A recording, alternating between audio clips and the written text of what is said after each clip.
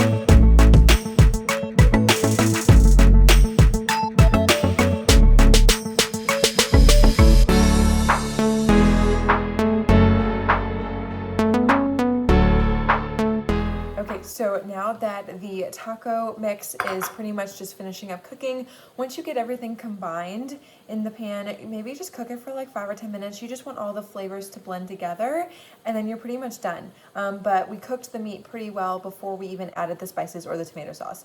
And actually, I forgot to share the tomato sauce that I was using in the very beginning when I was sharing all the different ingredients. So I just, went ahead and showed you while I was pouring it in. But I did want to say, so I was looking for like a organic tomato sauce when I was in the grocery store. However, when I was looking at the ingredients of it, I saw that it had added sugar, which I was not super psyched about. So anyways, I decided to get this one, and that is the ingredients, or these are the ingredients present there. So anyways, I decided to go with this one. And then also, while this is cooking, I just shredded up a little bit of romaine lettuce that I can put on the taco. And then I'm also going to top it with a little bit of shredded Mexican cheese. So let me show you that. Hang on. Okay, so this is the cheese that I'm going to top it with. It doesn't have any type of seasoning, which I appreciate because otherwise it just has extra like sodium in there, and I just don't want that. So anyways, I just get this because the taco mixture is definitely seasoned enough. So we're just gonna top it with this. I say that because some of the cheeses have like a taco seasoning added to it, but this has so much seasoning added that we don't need that in here as well. So we're just gonna top it with this.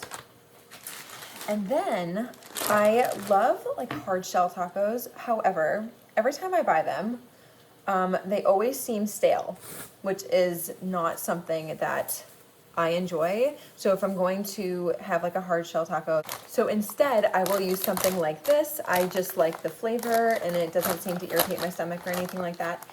So I will just use these and I'll just kind of like scoop it up as if it is like a hard shell taco, just because I find that obviously these aren't as stale as like those other ones are. And these are, that is the ingredients.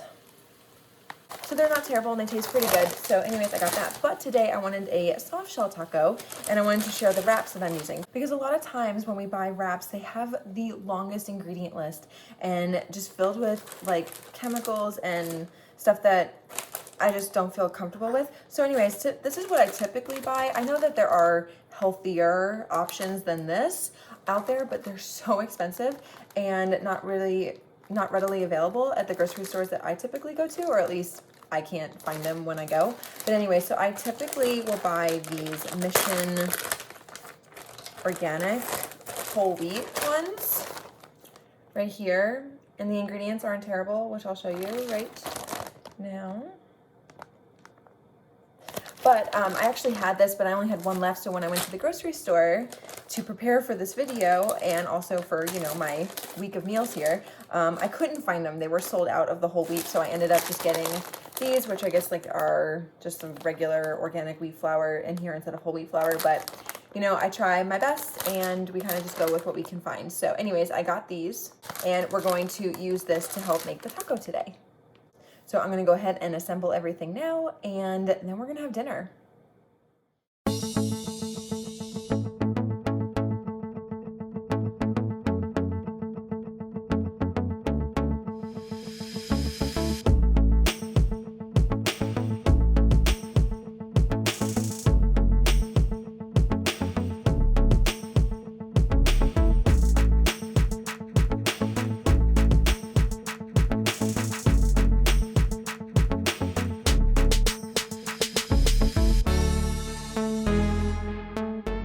Hey everyone, so it is the next night and I'm about to start cooking dinner again. As you can see right there behind me, I've got all of the ingredients laid out. So I'm gonna show you what I'm gonna make, but it is a fun, easy, and healthy chicken stir-fry dish. So let's go ahead and look at the ingredients. Okay, so the ingredients that we're gonna need for today's recipe are shown here. So obviously you can't make a chicken stir fry without having some chicken. So this is just some plain raw chicken that I just cut up in like small bite-sized pieces. And then we're going to season everything with this teriyaki sauce here that I get at the grocery store. The ingredients are okay, not super great. I don't love the oils that are present, but what are you gonna do? The sugar that is there, I prefer that over like high fructose corn syrup. So I just make sure I buy the one that has just regular sugar in it. But anyways, we are going to be using this in today's recipe. I like to also season the chicken with some fresh ginger. I just keep this in my freezer and I just grate some in my chicken or dishes whenever I need to. So anyways, we have some of that. That's optional. It just, I had it, so I figured I would throw that in there. Then we're also gonna be putting in some frozen mixed veg. This is just the vegetables. There is no Where's the ingredients? Oh, right here. They're so small, I can't even see them. There is no seasoning or salt or anything added here. It is just the vegetables. Then we are also going to help, like, you know, thicken the gravy or whatever a little bit, or stretch the gravy a little bit with this right here. And then I am taking a major shortcut by using this like ready rice whole grain brown. I like it because I can just microwave it and it's pretty good. The actual ingredients here are pretty good. They don't have any extra seasonings or salt, as you can see, which is good. If you get like these microwavable rices, just be really careful. A lot of times they are loaded with sodium. So just be really careful if that's something that you need to be like real careful of with your diet. But otherwise, these are the ingredients that we're gonna need today. Super simple, and let's go ahead and start cooking.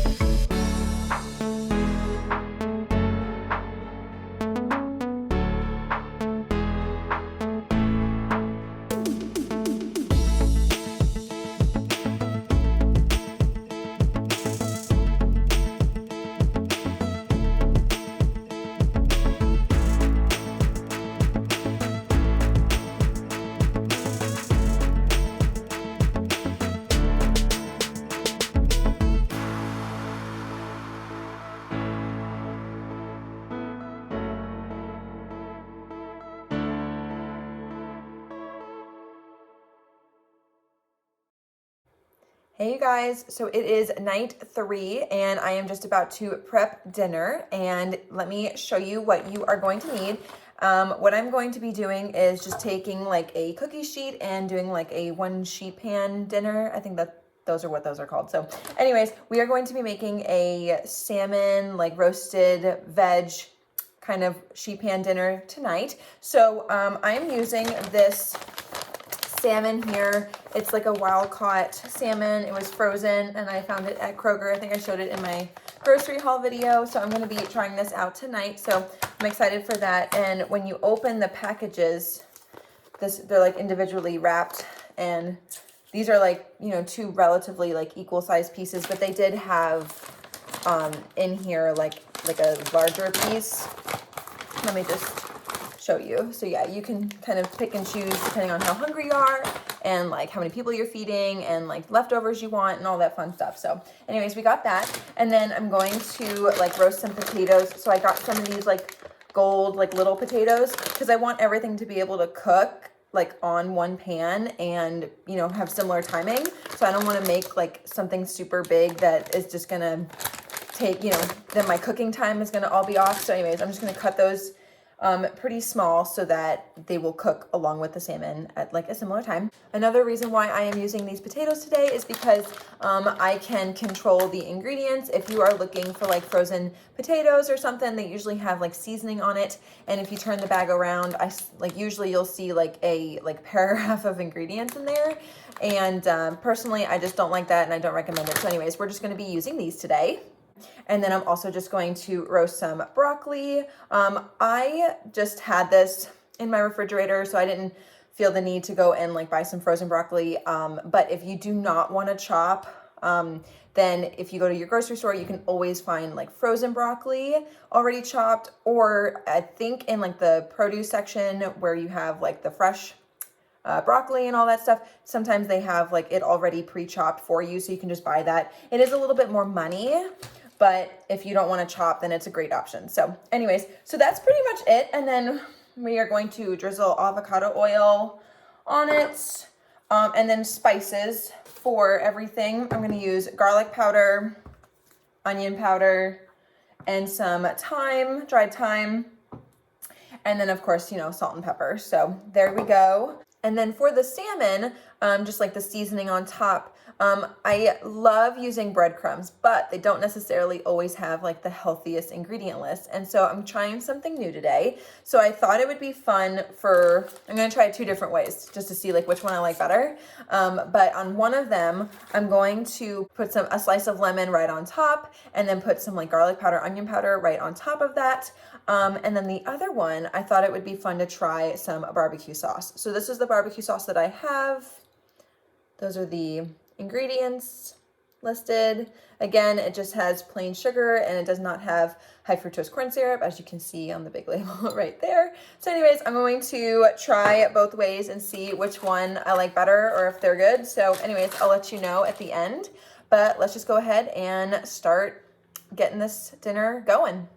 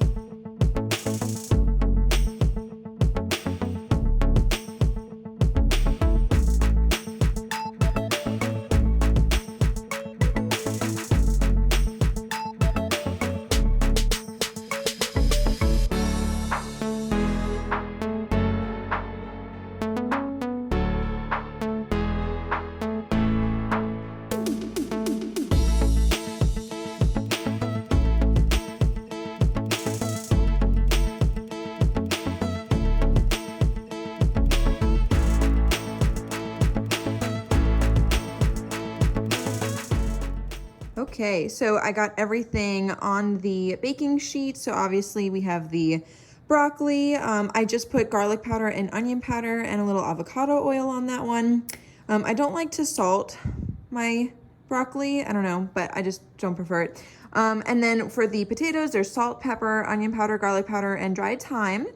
And then over here with the salmon, so this one, they both have garlic powder and onion powder on them, but this one has some barbecue sauce, and this one just has squeezed lemon and then the lemon slices right on top. So anyways, I'm gonna go ahead and put this in the oven at 350 degrees for like at least 20 minutes, but let's see how long it takes.